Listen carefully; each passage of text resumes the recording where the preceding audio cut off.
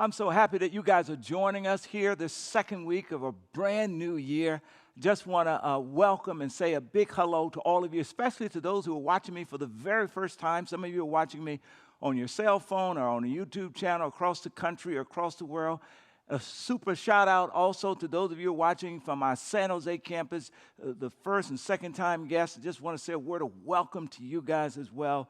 I'm just delighted that you're starting this new series with me. I hope you'll commit to walking with us over the course of the next several weeks. This new series, which I'm calling Made for This. Made for what? Another way of asking the question, why am I on the planet? Why did God create me? We want to walk through this together and see whether or not God can be transformational in our lives as we look at this first series in a brand new year. Now, last week I taught a message from the book of Judges about Gideon called Believe. If you missed that message, I want to encourage you definitely, whatever you do, go check that message out. Everybody ought to hear that message. It was a blessing even to me as we kicked off a brand new year.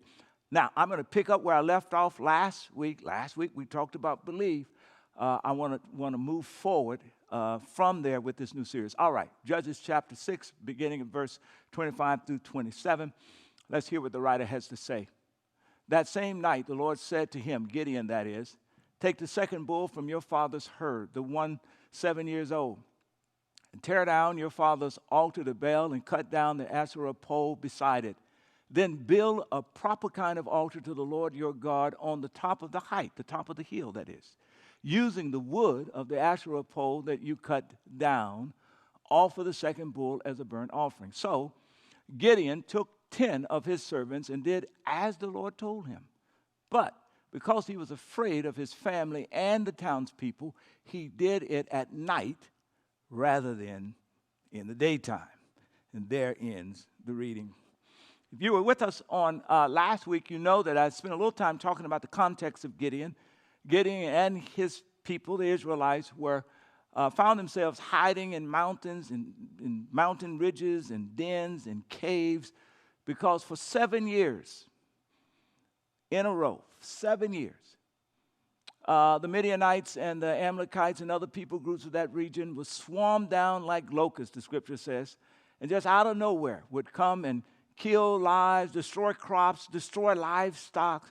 Just when they thought life was going back to normal, this thing would happen again and again, leaving Gideon and his people impoverished, feeling powerless, oppressed, full of anger, not knowing what tomorrow would bring, living in dread and anxiety and worry, not unlike many of us as we live through this world in this time and in this season. And so the passage opens up about Gideon. He's hiding in a wine press, threshing the wheat. And I can imagine on a hot Judean day, there he is down there hiding and threshing, doing this hard work, sweating. And I suspect that the question that rose up in his spirit is a question that will rise up and has risen up in many of us on occasion. Is this all there is? Am I made? Perhaps, is it possible that I might be made for something more than to be hiding and threshing wheat, living my life in fear and living my life in worry? And it's in that moment, verse 10, 11 tells us that the angel of the Lord shows up in Gideon's circumstance. Now, the writer is a little ambiguous here. In one moment, he talks about the angel of the Lord. The next moment, he refers to the same one as the Lord. And they go back and forth in that sense, reminding us that initially Gideon really is not sure who he's talking to. Is this a traveling stranger who's perhaps religious that's sharing with him, engaging with him? Is this perhaps a real angel? Or is this a unique manifestation of God right in his presence? It's a great reminder that God ultimately, sometimes that God comes to us through the lives of others. It's a great time for us to ask the question, who might God be using to speak to us today? Sometimes God comes to us through strangers. Many of you have heard me tell the story more than once about my praying, seeking God, whether or not he was calling me to preach for an entire week. And then later on, I stop at a gas station, and a guy, a perfect stranger, comes up to me and says, the Lord spoke to me and told me to tell you as you were walking out of the store, he's calling you to preach his word. Perfect stranger. Sometimes the word of the Lord comes to us, God speaks to us, shows up in our lives, if you will, through familiar people who are not strangers. When I went on my first date with my wife of 36 years, 37 years ago we were dating, and that first date, she said to me, I think you're going to be a preacher. Later she said the Lord had whispered to her that he was calling me to preach.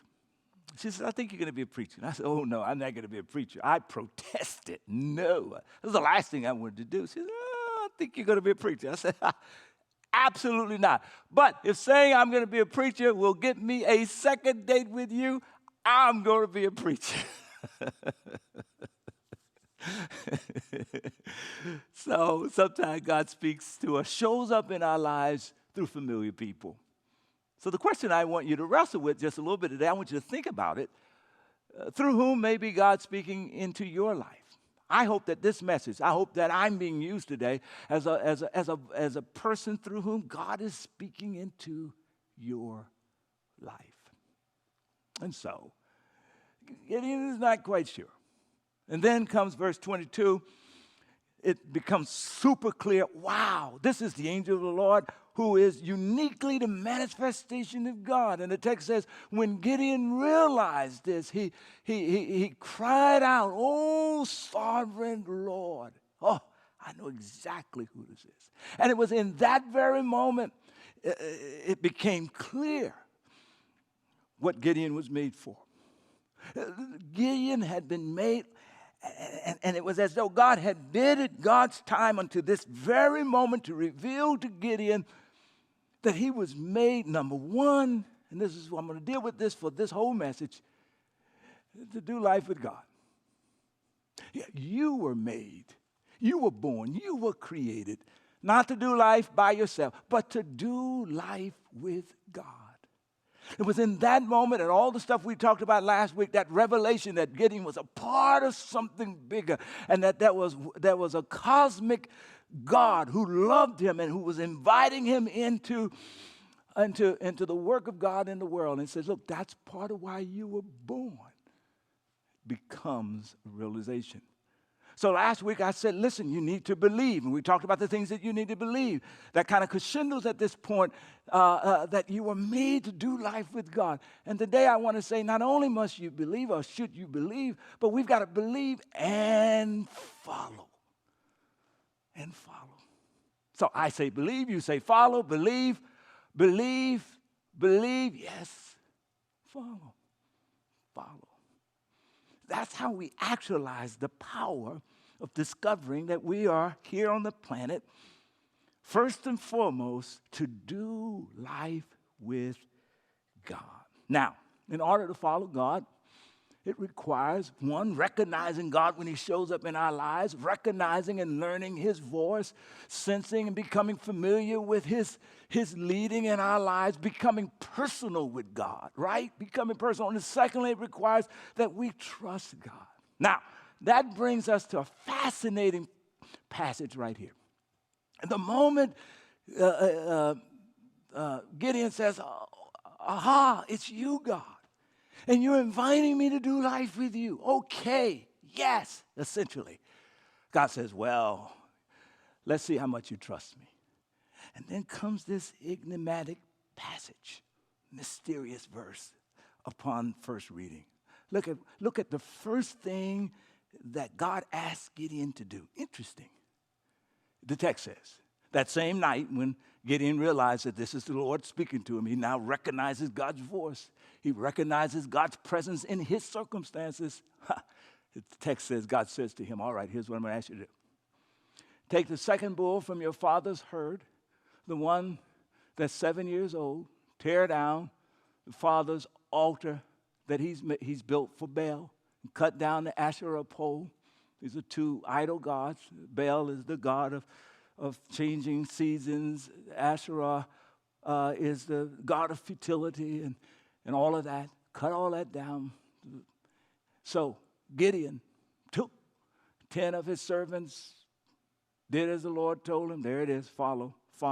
did as the Lord told him. But because he was afraid of his family and the townspeople, he did it at night rather than in the daytime. The daytime. You see the trust? Now, this is fascinating, isn't it? I want you to tear down the altar, the false god that your father is at the center of your father and your family's house. Even though it may cause a huge eruption in the city and your life may even be threatened, how much do you trust me, Gideon, as you think about doing life with me? I was thinking about this passage, and I was trying to figure out how might I talk about the significance of tearing down Dad's false idols, tearing down what's at the center of the family in order to build a new altar. I ran across a quote that Pastor Chip Ingram quoted in a little devotion. He said that there was a moment in his life when he said to God, if you are real, reveal yourself. But in that little devotion, he didn't give the details. A number of years ago, Chip and I became connected. I went through a traumatic experience with a previous church. He was there for me at the time. He was the senior pastor of Venture Church. Now he's known nationally. He's a national and international preacher and teacher, et cetera, et cetera. And we talked maybe 3 or 4 times in the last, 10 years? So it's not like I'm his close buddy. But I thought, I want the details to that story. So I picked up the phone and called him. I figured if he answered, it would be a miracle. He answered, Hurmon Hamilton, he said, what's going on, man? What can I do for you? I said, I want the details to that story that you told about saying, God, if you're real, reveal yourself to me. You see, because I think that's part of what Gideon was thinking, right, at some point in his life. When he was thinking, is this all there is? I think perhaps there was a part of that saying, I know about what my people talk about when they talk about you, God. But if you're real, will you reveal yourself to me? I think there are people watching me right now that says, before I can get on the bandwagon, that part of why I'm created is to do life with God. It is my basic question. God, if you're real, reveal yourself to me. So Chip took the time to tell me a bit of his story. He told me about his father being an ex-Marine, being super tough on him, but teaching him what I call a paradigm for his life. He says his father taught him to have goals, to be focused, to be a hard worker, and that would always lead to success. So he says at 13 years old, he had clear goals. He wanted to date the prettiest girl, he wanted a basketball scholarship, and he wanted to graduate with honors, academic honors. And on graduation night, he was sitting with some friends after the graduation, and one of his friends, Jackie, a platonic friend, said to him, how does it feel having accomplished your goals? He said, what do you mean? She knew what those goals were. Dating a pretty girl on the campus, graduated earlier that night with academic honors, and he had a basketball scholarship. Go play basketball in college. He said he hadn't thought about how he felt about it, and in so few moments, he took a moment and thought about it, and he was shocked by the realization. He felt empty.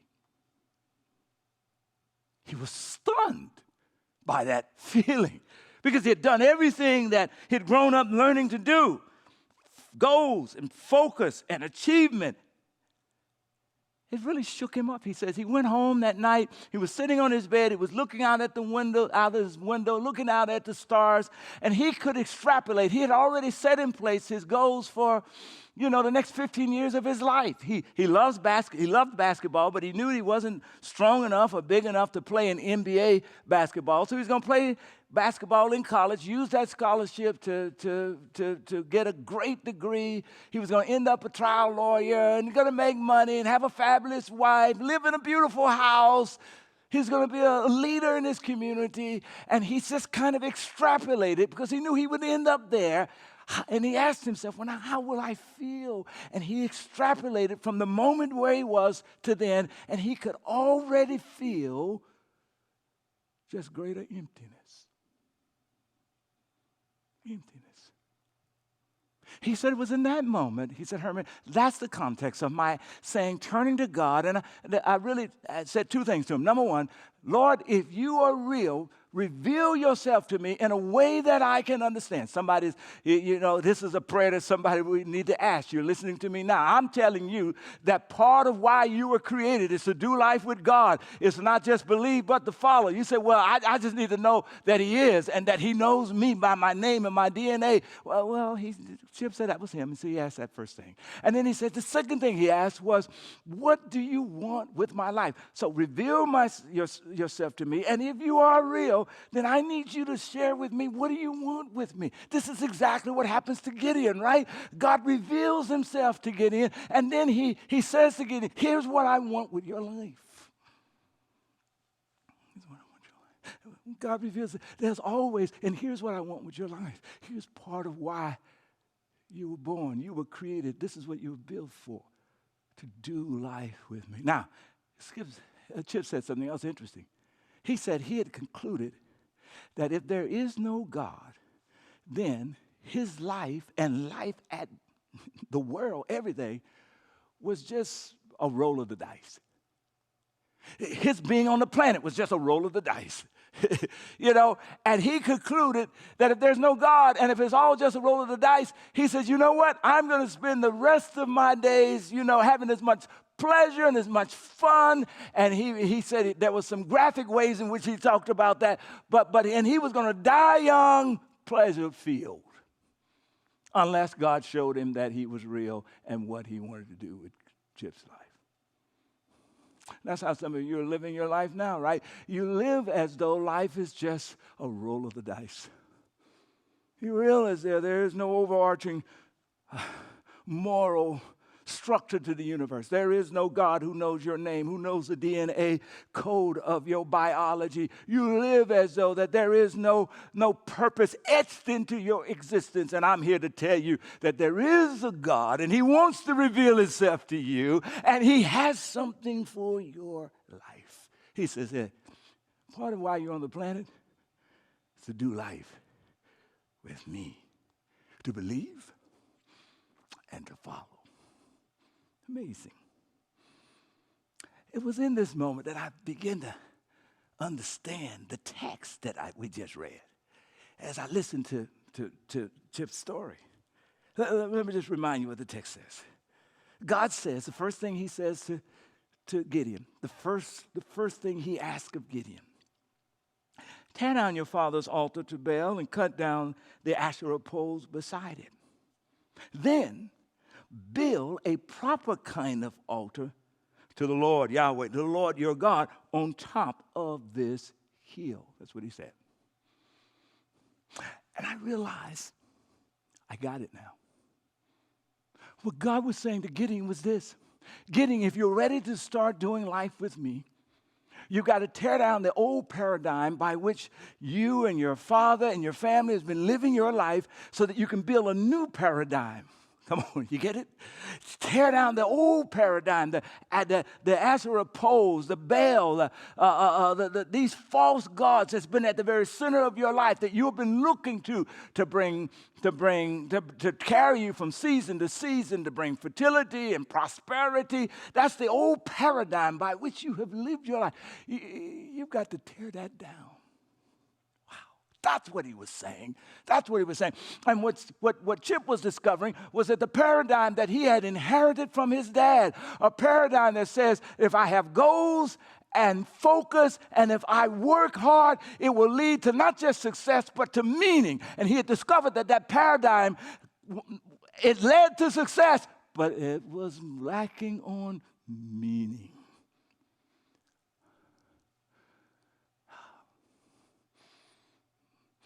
Here's the question. What is the central paradigm of your life?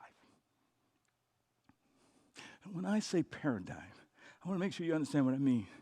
A paradigm is a system. It's a way of believing. It's a set of ideals and values and habits that actually define how you think about the real world. It's the thing that sits at the center of your life that says that this is how I'm going to organize my life in order to find joy and happiness and meaning. What is your central paradigm? What do you organize your life around? You organize your life. For some, it is organize their life around performance. The ideal is if I can achieve a level of excellence, it'll bring not only happiness and joy, it'll bring meaning and purpose to my life. For somebody else, it is the pursuit of pleasure. For somebody else, it is the acquisition of power. For somebody else, it is getting as much money and as much wealth as I can. And for somebody else, it is, look, I'm just trying to be a good person. And we certainly ought to be good people for sure. The challenge is, if that becomes my chief paradigm, the challenge is that when bad things happen to good people, it really starts, it messes with us because it's like, that's not supposed to happen because I'm a good person. Life is supposed to work out. What's your chief paradigm? And is it possible that God is saying that in order to take the next step with him, that you need to tear that paradigm down? Wow. And build another one where God is at the very center. Just, God is at the center of his creation. God is at the center of the universe. His purpose is at the center of the universe. And God says, I want to be at the center of your life. My purpose, my love, at the very center of your living. Well, Tripp says that after he prayed that prayer, as he said to God those things that he needed, reveal yourself, show me what you want to do with me. There was no bolt of lightning, nothing spectacular happened. As a matter of fact, a couple of weeks passed, he said. And then something subtly happened. They were miracles that he only recognized as miracles in retrospect. He says he was at school one day and he got word that his summer job had been delayed by a couple of weeks. He was going to be painting houses for the summer. It's been delayed by a couple of weeks. The same day, the football coach says, I've got tickets to this fabulous athletic camp. It happened to be the same 2 weeks that had just opened up. He says, I'll pay your way if you want to go. And Chip was like, yeah, what? Guy paid his way. He went. He was marveled to find these great professional and college athletic heroes were there at this camp. But he was shocked to discover it was a Christian camp. Now, you got to get this about Chip. He was super suspicious of Christian anything. He grew up in a church where there was no connection made between what happened on Sunday and during the week. The service was boring. It just was not a good experience. Whenever he would look at televangelists on TV, they were trying to manipulate people for money. So he was like, I want to be as far away from Christianity as possible. I'm respectful of it, but that's not for me. And he suddenly realized he's at a Christian camp surrounded by Christians. All these athletes were Christians. He said he was shocked. He was like, oh my God, they're going to try to indoctrinate me. So the first 3 days, they were supposed to read their Bible for 10 minutes every day. For the first 3 days, he said he wouldn't open it. They had structured programming during the day. He got to hang out and play basketball the second half of the day. All that was fun. They had kind of a chapel at night. He says, during the first 3 days, he was shocked because he found all these people talking about God. But as they talked about God, they talked about Jesus. And they were talking about Jesus in the same breath as their mom and their dad, their families. They were talking about Jesus inside of their challenges and their accomplishments. And it was like Jesus was like, he was so personal. He was at the center of their life in a way that he had never heard about or knew about. So Chip says that on the fourth day he decides to open his Bible during his private, supposed to be private reading time, which he had not done for 3 days because he didn't want to be indoctrinated. And he said, Hurmon, neither of us would tell people that this is how to study the Bible. He said, but this is exactly what happened to him because of how God was working. He said he opened the Bible and his eyes fell on Romans chapter 12, verse 1.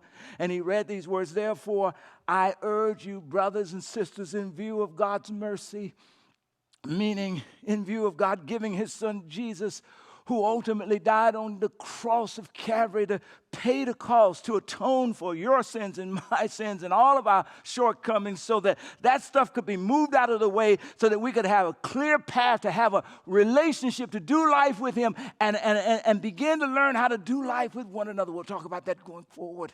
He says in lieu of that great mercy, here comes what Paul says. One is to offer your bodies as a living sacrifice, holy and pleasing to God. This is your true and proper worship. And Chip says it was in that moment his eyes came open. He realized, oh my God, God has answered my prayers. Number one, the fact that he ended up in a Christian camp without trying to get there, the very place he would have run from had he known that's where he was going to end up at. That was God revealing himself to him in this person known as Jesus that everybody seemed to know but him. Revealed himself to him in a way that he could understand. And then as it relates to what does God want from him? Well, God wanted him to offer to God his whole life. His whole life. His dreams, his career, his aspirations, everything. Offer all of that to God. And then comes the next verse.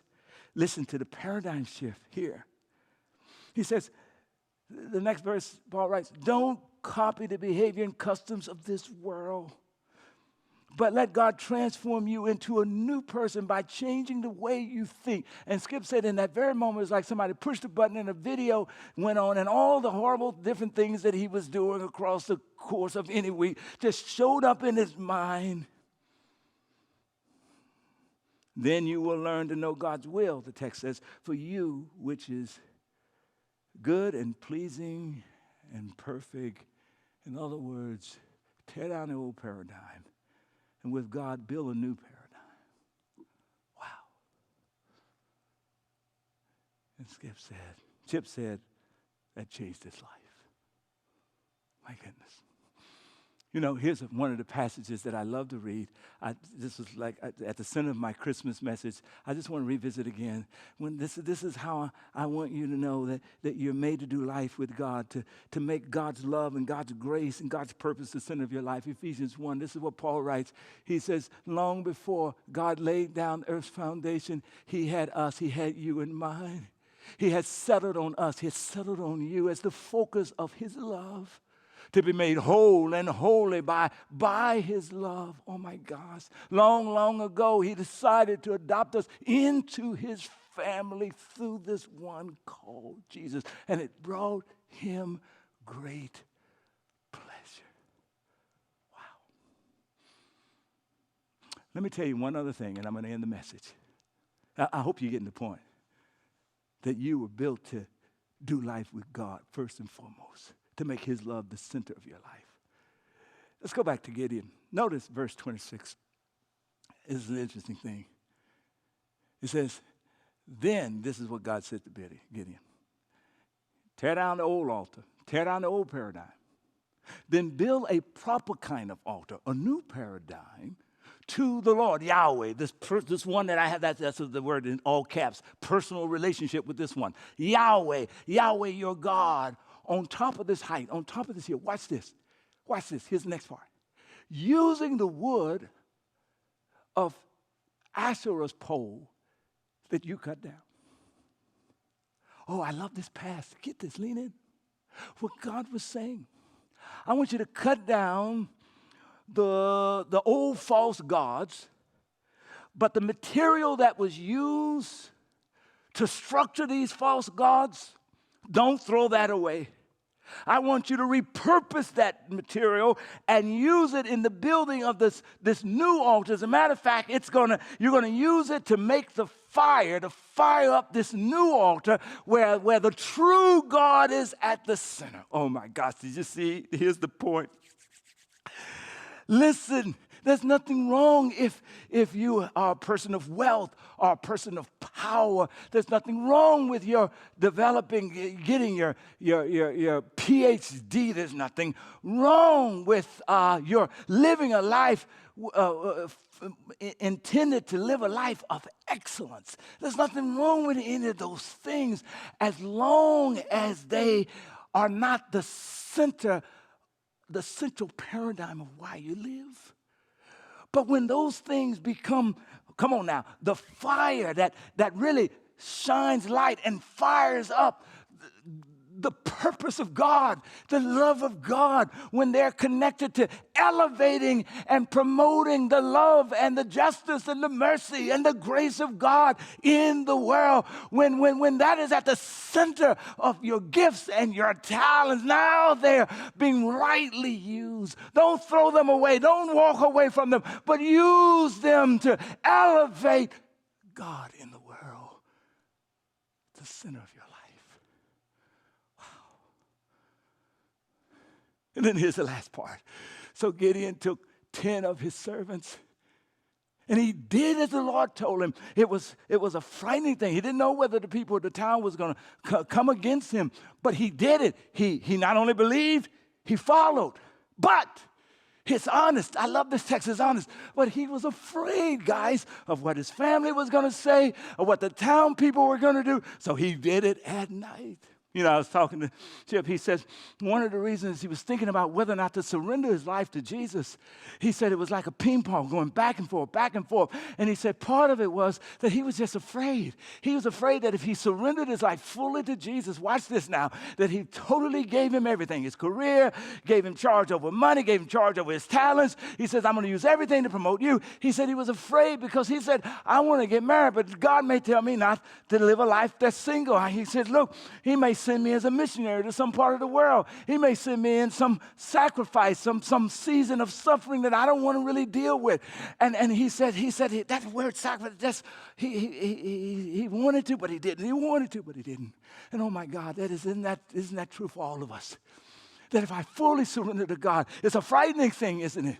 Because every now and then there are folk like Dr. King and Teresa, Mother Teresa, who are called to these unique journeys. And perhaps that might be us. It might be you. It could be me.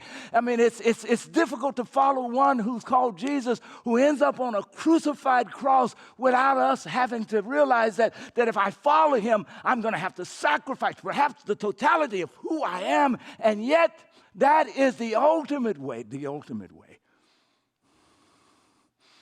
to our ultimate purpose, is to follow him.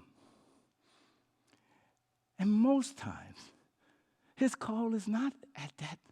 Most times, we're not called to be Dr. King or Mother Teresa. We're just called to be faithful moms and dads and doctors and police officers and grandmoms. But when we do it in service of his purpose, there's the meaning. Doesn't mean that you won't have pain in your life, but your life won't be empty. Doesn't mean you won't have struggle and challenge in your life, but your life won't be empty. You'll be doing life with God in service of him. You know, Skip said before he left the camp, somebody read Revelations 3:20, and it was in that moment that he said yes to Jesus. Here's what it says. Jesus says in it, look, I stand at the door knocking at your life. If you hear my voice, I hope somebody hears the voice of the Lord speaking to you through me today. If you hear my voice, open the door of your heart, and I'll come in, and I will share a meal together as friends. Friend, that's the paradigm. It's the new paradigm. Friends with Jesus. That paradigm that says, I'm going to do life with Jesus. But inside that context, he's friend. He's Savior. He's Lord.